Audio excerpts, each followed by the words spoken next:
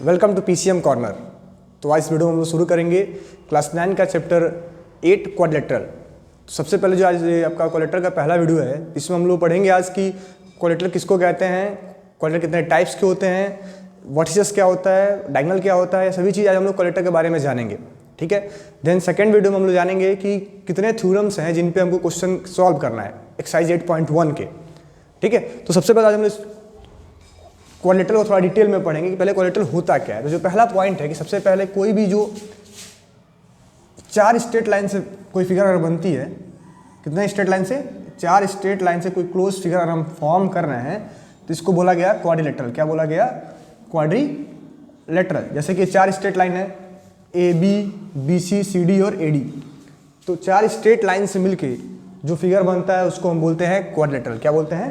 Quadrilateral. ठीक है। लिखते कैसे हैं तो इसको हम नाम कैसे पढ़ेंगे तो quadrilateral A B C D, quadrilateral A B C D, या फिर ऐसे लिख सकते हैं जैसे हम ट्रायंगल लिखते हैं ऐसे ना, ट्रायंगल ए बी सी, तो ऐसे इसको हम लिख सकते हैं चार साइड का फिगर बना के quadrilateral A B C D.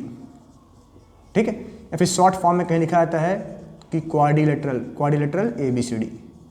तो इस तरीके से इसको हम डिनोट करते हैं कि ठीक है कि इस ट्रायंगल का नाम लिखते हैं ट्रायंगल ए बी सी, वैसे इसका नाम लिखते हैं quadrilateral A B C D. ठीक है। तो ये तो पहला रहा कि क्वाड्रिलेटरल किसको कहते हैं। तो कोई भी क्लोज्ड फिगर जो चार साइड से, जो फोर लाइन सेगमेंट से मिलकर बना है उसको बोला जाता है क्वाड्रिलेटरल। अब यहाँ हमें जो पहला टर्म समझना है कि वर्टिसेस क्या होता है। पहला टर्म ये है कि इसमें वर्टिसेस किसको कहते हैं हम लोग, वर्टिसेस। ठीक है। पहला टर्म आप नोट कर लेंगे कि वर्टिसेस क्या होता है।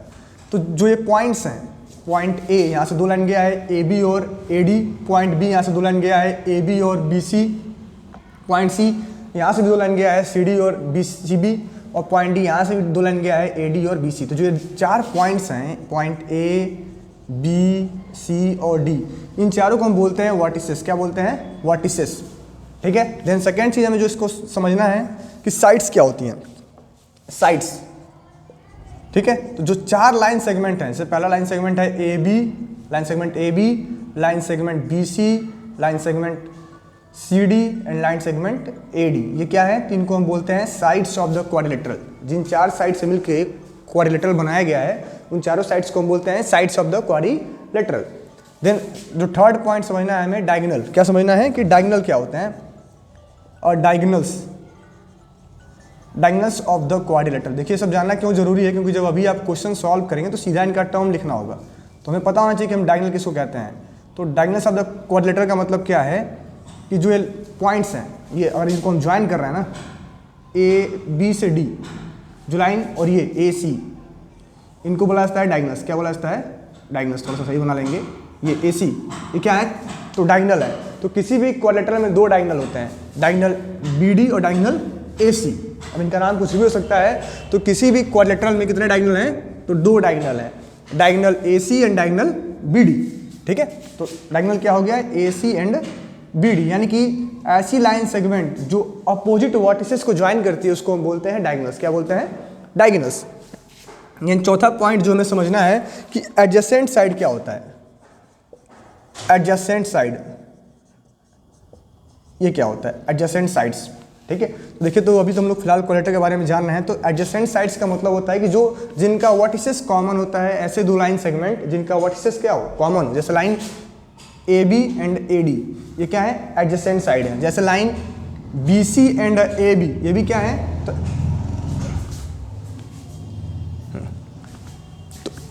एडजेसेंट साइड्स क्या होते हैं कि जिनका वर्टेक्स कॉमन। जैसे मानिए वर्टेक्स ए से हमने दो लाइन स्टार्ट किया, line A B and line A D, तो ये क्या है? एडजेसेंट साइड है।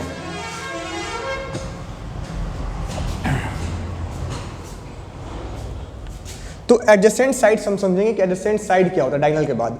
तो एडजेसेंट साइड्स क्या होते हैं? तो ऐसे लाइन सेगमेंट जिन लाइन सेगमेंट के बीच में वर्टिसेस क्या हो? कॉमन हो।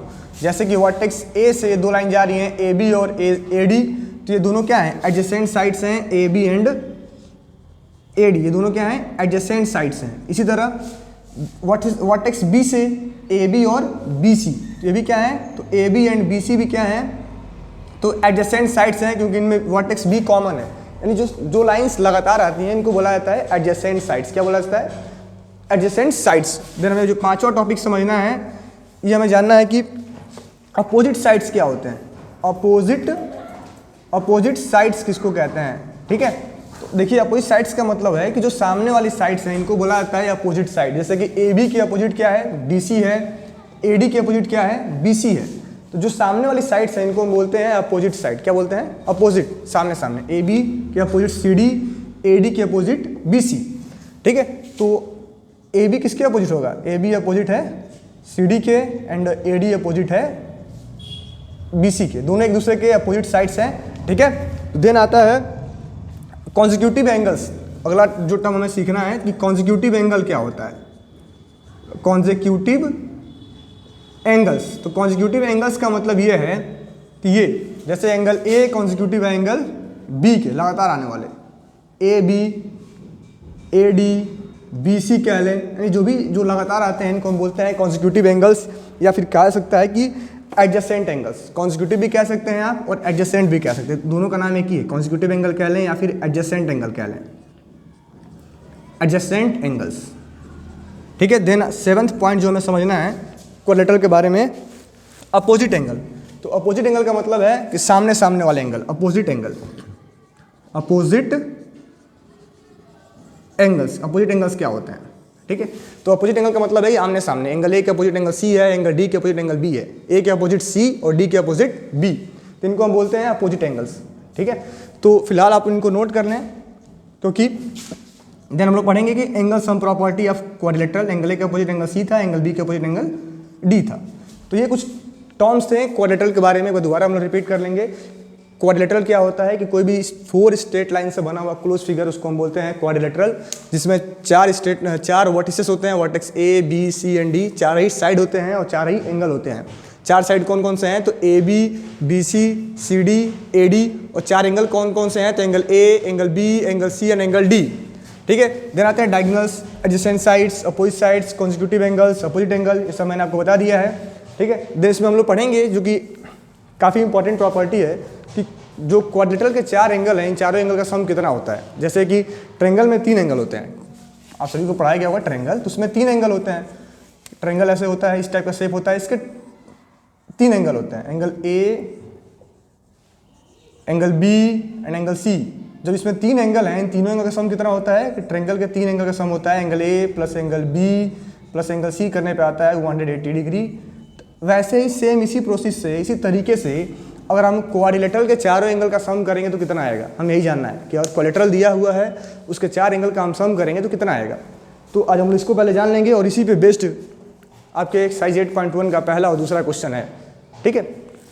तो इसको मैं मिटा देता हूँ पहले, इसको आप लोग नोट कर लिए होंगे आशा करते हैं।